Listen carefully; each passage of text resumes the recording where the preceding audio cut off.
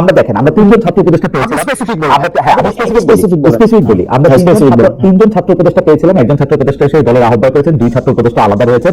এই দুই ছাত্র উপদেষ্টা যখন কোন সরকারি কাজে সম্পৃক্ত হন, রাষ্ট্রীয় কোনো রকম সিদ্ধান্ত নেন, আমরা দেখা যায় এনসিপি একই সূত্রে কথা বলে। যেমন ধরা যাক দক্ষিণ ঢাকা দিয়ে মেয়র কে হবেন, ইশাক হবেন নাকি অন্য কেউ হবেন, সেক্ষেত্রে উপদেষ্টা আসিফ এবং এনসিপির কথা পুরোপুরি মিলে যায়। স্পেশালি যদি আরো উদাহরণ চান তাহলে আমি এরকম বলতে পারি যে কোনো একটা জায়গায় গিয়ে উপদেষ্টা আসিফ যদি একটা সঠিক পজিশন নেন, একটা রাইট পজিশন নেয় কোন একটা বিষয়, যে কোনো উপদেষ্টা, তো সেক্ষেত্রে এই পজিশনটা কি যদি আমরা এটাকে আবার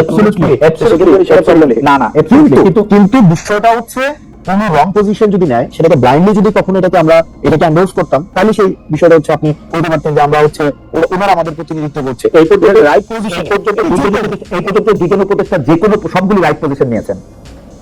না না, যে সবগুলো রাইট পজিশন নিয়েছে, মানে আপনি স্পেসিফিক বলেন, মানে আমি স্পেসিফিক বলেন, এবার আপনি স্পেসিফিক বলেন আব্দুল্লাহ, আপনি এবার স্পেসিফিক বলেন না সব না এবার আপনি বলেন যে সবগুলো রাইট প্ল্যান, এবার আপনারা বলেন যে সবগুলো রাইট প্ল্যান নেই, এইবার আপনারা বলেন যে এই উপদেষ্টাদের মধ্যে কোন কাজের আপনারা সমালোচনা করেছেন। এই দুই উপদেষ্টা দেখেন, এই দুই উপদেষ্টা দেখেন, আমরা শুরু থেকে বলছি, দেখেন এই দুই উপদেষ্টার কাজ কি। একটা আমরা হচ্ছে আমাদের যে মাসুদ আব্দুল্লাহর কাজ হচ্ছে আমাদের এই যে মিডিয়া, তারপরে হচ্ছে তথ্য প্রযুক্তি মন্ত্রণালয় উনি দেখেন। আমরা কিন্তু বারবার বলে আসছি যে মিডিয়া নিয়ে আমরা বারবার করে বলে আসছি যে দুইজন আমাদের ছিলেন, একজন নাহিদ ছিলেন এবং মাসুদ আব্দুল্লাহ ছিলেন, উনারা কিন্তু ফেল করছে, মাহফুজ আলম ছিলেন, উনারা ফেল করছে। কারণ এই যে মিডিয়া যেভাবে সন্ত্রাস ম্যানুফ্যাকচার করেছে বা বৈধতা উৎপাদন করেছে, সেটির জন্য প্রয়োজনীয় ব্যবস্থা নেওয়ার দায়িত্ব ছিল, সেটা নিতে পারে নাই। এই কথাগুলো কিন্তু আমরা সবসময় বলে আসছি। এই ব্যাপারে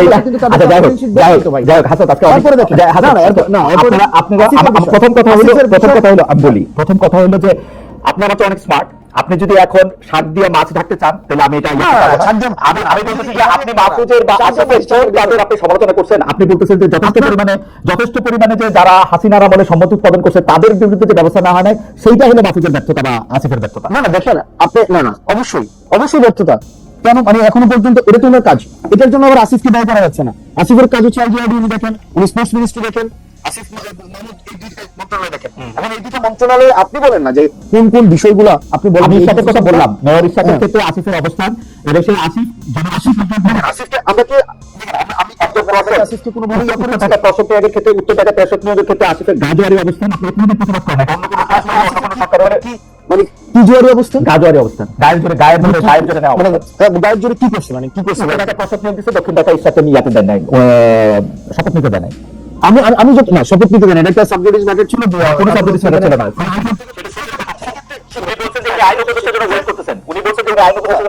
যদিও খুব ভালো জানতেন যে আইন উপদেষ্টা আসার এখন সাউথ আফ্রিকা, এবং আইন উপদেষ্টা আসার পরে সময় পার হয়ে গেছে। এখন দেখেন সেক্ষেত্রে যে মন্ত্রণালয়ের দায়িত্ব ছিলেন, এই মন্ত্রণালয়ের এটা বিষয় বা এটা হচ্ছে হাইকোর্টের বিষয়, হাইকোর্টের বিষয় হাইকোর্টের ব্যাপারে সেটেল ছিলেন। আসিফ মহোদয় তার অনুযায়ী আপনার এজডিতে উনি যে ডিসিশন নেওয়ার প্রয়োজন উনি ডিসিশন নিয়েছে।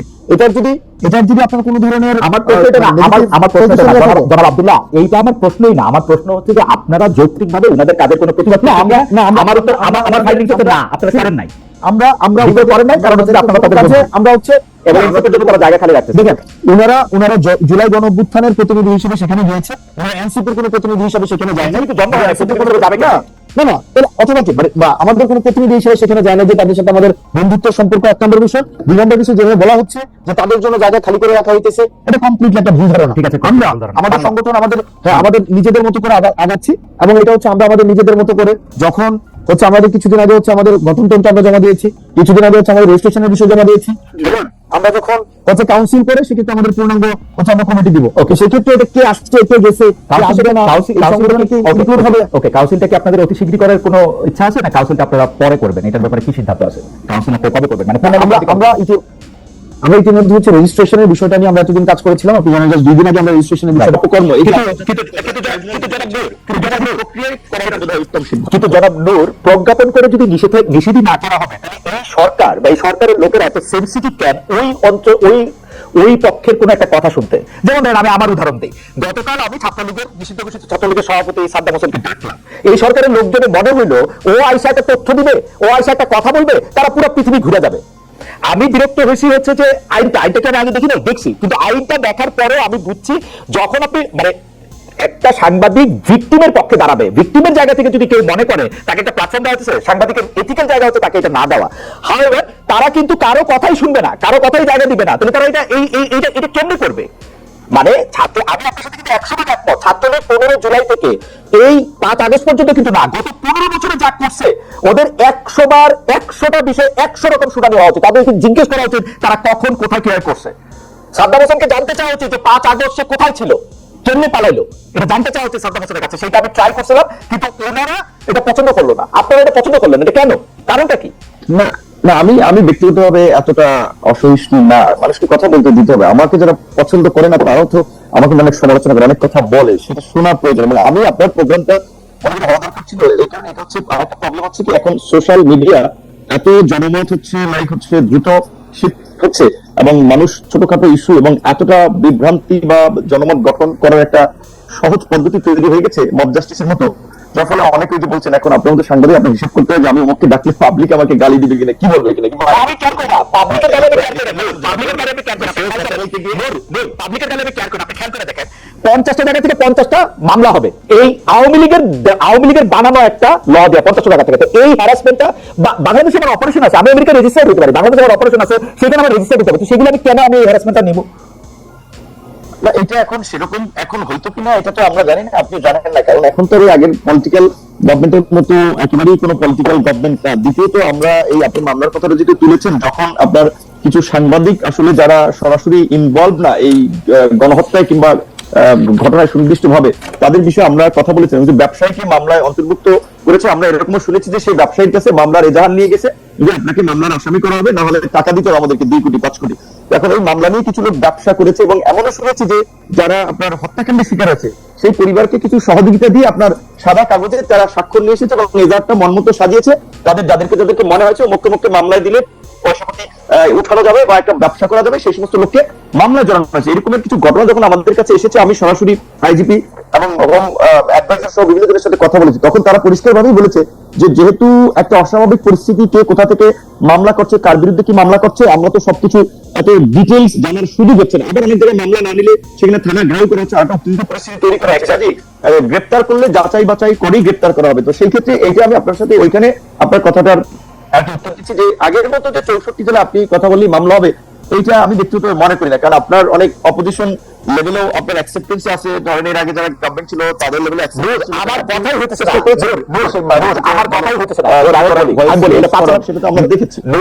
ঘটনাকে কিন্তু মানুষকে জাস্টিফাই করার সুযোগ নাই যে সেটা অন্যায় করে ফেলছে, যা সে প্রেসিডেন্টের দোষর হয়ে যাচ্ছে। এই যে আপনার একটা ট্যাগিং প্রবণতা, এটা এখনো আছে, এটা খুব দুঃখজনক।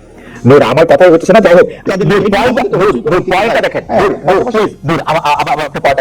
বাংলাদেশের রাষ্ট্র ক্ষমতা যদি জামাত ইসলামী আসে, বাংলাদেশের অধিকাংশ লোকজন যদি তাদের চায়, আমার কিন্তু কোনো অসুবিধা নাই, আমার কোনো অসুবিধা নাই বাংলাদেশের শিবির আসুক।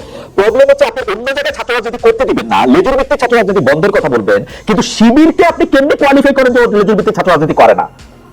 ও কি জামাতের একটা ছাত্রের লেজু শব্দটা যদি কেমন মিথ্যা, অধ্যাপক মানুষ মিথ্যা নিশ্চয়ই কোন একটা ভালো শব্দ বলতে পারবেন, আমি তো পারতেছি না একটা ভালো শব্দ বলতে। না, এটি এতদিন ধরে তো এটি বলে আসছে। আমরাও প্রকাশ্যে আমাদের যে ছাত্র সংগঠন যখন করেছি, ছাত্র অধিকার পরিষদ, আমরাও বলেছি যে লেজুর ভিত্তির বাইরে স্বাধীন স্বতন্ত্র ছাত্র সংগঠন রাজনীতির প্রয়োজন। আপনি শুনতে পাচ্ছেন?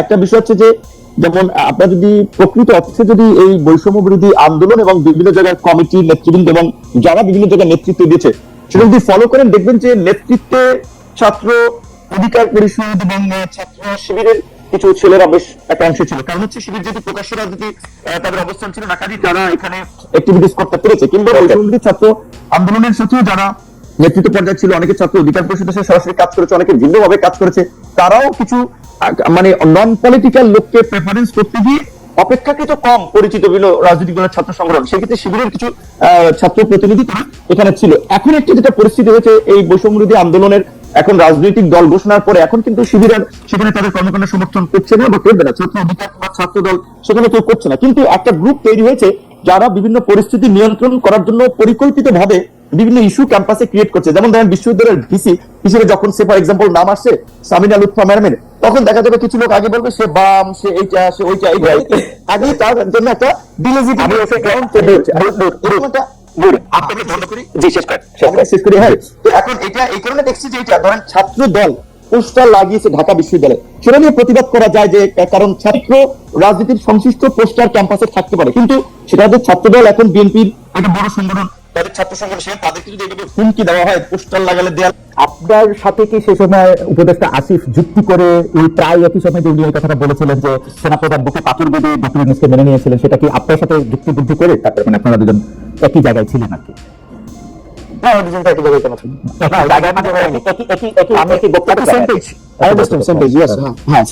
আমরা যুক্তি করে সেখানে ছিলাম, বিষয়টা না। আমি যখন প্রকাশ করি পরবর্তীতে আমি দেখেছি যে আসিফ সেখানে তার অভিজ্ঞতা, যেটা সরকার গঠনের সময় সেনাপ্রধানকে নিয়ে যে তার অভিজ্ঞতা, সেটাকে প্রকাশ করে। যারা নাহিদে কি একই রকম বক্তব্য পোষণ করেন?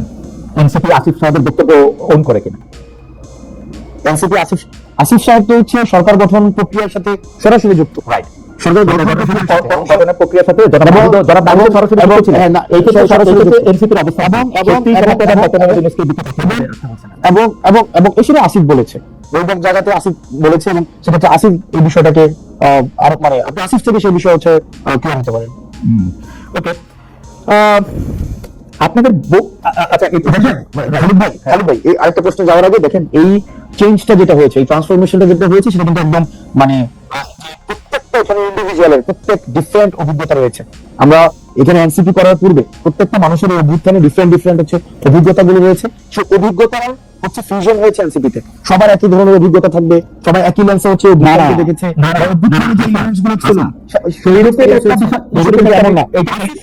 আসিফের অভিজ্ঞতার সাথে ওই মিটিং আমি ছিলাম না। সরকার গঠনের 8ই আগস্ট মিটিংটা মানে 7ই আগস্ট হয়েছে, 7ই আগস্ট ওই মিটিং আবার আমি ছিলাম না। যে মিটিং আবার আমি ছিলাম সেই মিটিং আবার হয়তো নাই ছিল না। তো সেক্ষেত্রে পার্টি গঠনের সবাই তো সব জায়গায় মিটিং এ থাকবে, কিন্তু এটা অনেক বড় ব্যাপার। আপনি কোন উপলব্ধি করতেছেন? বড় ব্যাপার, অফকোর্স। এবং এটা কখনো শেয়ার করা হয় নাই, কখনো ক্রস চেক করা হয় না, ব্যাপারটা এরকম না। অভ্যুত্থানকালীন এক্সপেরিয়েন্স গুলো বা ইন্ডিভিজুয়াল অনুযায়ী অনেকের কিছু অন্তত মেজর এক্সপেরিয়েন্স হচ্ছে সেম, কিন্তু প্রত্যেকের আবার কিছু এক্সপেরিয়েন্স রয়েছে যেটা আবার অন্যজনের এক্সপেরিয়েন্সটা ওই অভ্যুত্থানে হয়নি। সেক্ষেত্রে শতভাগ আমার এক্সপেরিয়েন্সটা যে নাহিদের এক্সপেরিয়েন্স আমার হবে, এই বিষয়টি হচ্ছে যে আমার কাছে মনে হয় যে এই বিষয়টি সব ক্ষেত্রে সঠিক নয়। আমি আসলে এটা নিয়ে আর কথা বাড়াতে চাই না, দর্শকরা সুন্দর বিচার করবে আপনাদের। আমার আরো অনেক প্রসঙ্গ রয়েছে, তার আগে আমি দর্শকদের কাছে এন্টি থিসিস দাঁড় করাতে হবে। আওয়ামী লীগ এসে ভারতীয় শিল্পীদের গান গাওয়াতে হতো, এখন 16 ডিসেম্বরে পাকিস্তানি শিল্পীদের দিয়ে গান গাওয়ানোর জন্য আমাদের পুরো অন্তর্বর্তী সরকারলীন সরকার বা যিনি উপদেষ্টা আছেন তিনি পুরোপুরি একদম মানে এতই সিরিয়াস না, এটাই করতে হবে এখন। মানে এই এক্স্যাক্টলি এই জিনিসটা নিয়েই হচ্ছে যে তারা আজ হচ্ছে। আমি একটু নূরের কাছে ব্যাপারটা একটু জানতে চাইবো যে নূর, এইটাকে আপনি আসলে কিভাবে দেখেন যে আওয়ামী লীগের থিসিসটা অ্যাবসলিউট অ্যান্টিথিসিস, এবং এর ফলে কি চাপা পড়তেছে আপনি দেখেন? আওয়ামী লীগের অপরিসীম দুর্নীতি, তারা সকল প্রতিষ্ঠানকে ধ্বংস করছে, সকল প্রতিষ্ঠান, আপনি বিচার বিভাগ বলেন, নির্বাচন কমিশন বলেন, সংবাদ মাধ্যমের যে মানে রাষ্ট্রীয়, আমি বেসরকারিগুলির কথা বলতে চাই না, রাষ্ট্রীয় সংবাদ কাঠামো বলেন, সবগুলো জিনিস ইনস্টিটিউশনগুলি যে ধ্বংস করছে, যেটার প্রভাব 50 বছরে দূর হবে না, সেগুলির কথা থেকে বাইরে আমরা শুধু মানে থিসিস এর দর্শকদের উদ্দেশ্যে একটু বলে রাখি, জনাব তারেক রহমানকে ইন্টারভিউ করার চেষ্টা আমি করে যাচ্ছি গত 3 বছর ধরে। জনাব তারেক রহমান এটা ভালো করে জানেন। জনাব তারেক রহমানের সঙ্গে আমার কথা হয়েছে, তিনি টেলিভিশনে বা ক্যামেরার সামনে কথা বলতে চান না। এটা আমার যখন উনি নিষিদ্ধ ছিলেন তখন থেকে শুরু করে এখন পর্যন্ত তার সাথে কথা বলতে আমি চেষ্টা করে যাচ্ছি, সুতরাং তাকে আমি ইন্টারভিউ করি না, ব্যাপারটা এরকম না। তিনি আমার ইন্টারভিউ দেন নাই। জনাব নুরুল হক নূর, আপনার কাছে একটু জানতে চাইবো যে এই আওয়ামী লীগের থিসিসের এন্টি থিসিসটা কেন? এটা কথা সঠিক যে ধরেন দীর্ঘদিন ধরে তো এখানে ন্যাশনাল ইন্টারন্যাশনালি একটা ন্যারেটিভ তৈরি করার চেষ্টা করা হয়েছে যে আওয়ামী লীগ একটা সেকুলার পার্টি, আওয়ামী লীগ একটা অসাম্প্রদায়িক চেতনা বিশ্বাস করে, কাজী আওয়ামী লীগ ক্ষমতায় না থাকলে এখানে ধর্মান্ধ বা উগ্র গোষ্ঠীর উত্থান হবে এবং একটা সাম্প্রদায়িক পরিস্থিতি সৃষ্টি হবে, যেটা এই সরকারের পতনের পরপর ইন্ডিয়ান মিডিয়াগুলো খুব জোরে সোরে প্রচার করেছে। এবং ট্রাম্পও দেখেছেন যে নির্বাচনের আগে কিন্তু স্ট্যাটাস দিয়ে টুইটারে বলেছিল যে বাংলাদেশের মাইনরিটি বিশেষ করে হিন্দু খ্রিস্টান এদের উপরে নির্যাতন হচ্ছে, অথচ আপনি যদি দেখেন কিছু হিন্দুদের ঘটনা এসেছে যদিও সেগুলো পলিটিক্যাল, সেগুলোর সাথে রিলিজিয়াস কোনো সম্পর্ক নাই, আর খ্রিস্টানদের সাথে এরকম কোনো ঘটনাই ঘটে নাই। তো এই যে এখনো ওই যে আমরা শুনেছি যে $3 বিলিয়ন আপনার ইনভেস্ট করে জয় লবিস ফান্ড তৈরি করেছে এগুলো করানোর জন্য, সেগুলো তারা করছে। সেখানে নীতিকা ম্যাডাম যেটা বলেছে যে ঠিক যে এখন যদি এটা যারা সরকারে আছেন কিংবা আমরা যারা রাজনৈতিক দল কিংবা বড় একটা অংশের স্টেক হোল্ডার আমরা নেতৃত্ব দিই, তারা যদি না বুঝে বা এগুলো যে একটা সহনশীল সমাজ এবং পরিস্থিতি তৈরি করার চেষ্টা না করি, তাহলে তো এই যে আপনি যেটা বলেছেন ওই সিসিস এন্টিথিসিস বিনির্মাণ করতে গিয়ে আমরা মূল ইস্যু থেকে দূরে সরে যাবে। যেটা আপনি বলছিলেন যে আপনার কথায় নিচা ম্যাডাম যেটা জোর দিয়ে খুব বলেন, আমি মনে করি যে সরকার ভুল পথে হাঁটছে, সরকার সঠিক পথে হাঁটছে না। তবে একই সাথে আবার ওই নিচা ম্যাডাম যেটা বলেছে এটা অবশ্যই এই সরকারকে আমরা ভুল পথে চলতে দিতে চাই না, এই সরকারকে আমরা ব্যর্থ করতে চাই না, কারণ এই সরকারের ব্যর্থতা আমাদের সবার জন্য একটা নতুন বিপর্যয় ডেকে নিয়ে আসবে। কাজে এই সরকারকে সফল করতে হবে। এবং এটা ঠিক যে আমার কিংবা নিত্যা ম্যাডামের কিংবা আপনার এই সরকারে যারা আছে তাদের সাথে অন্তত পরিচয় আছে, জানাশোনা আছে, অন্তত তাদেরকে একটা কথা আমরা বলতে পারবো, ভাই এটা করতেছেন, এটা সঠিক হচ্ছে না, এটা ভুল পথে হাঁটছেন, তাদেরকে সঠিক পথে রাখা লাগবে। যার জন্য আমরা বলছি একটা জাতীয় সরকার হলে, জাতীয় ঐক্যমত্যের সরকার হলে তাদের জন্য ভালো হতো। এখন সরকারেরও আবার কিছু কাছের লোকজন বা সরকারের মধ্যে আছে তারা একটা প্রতিযোগিতা করতে গিয়ে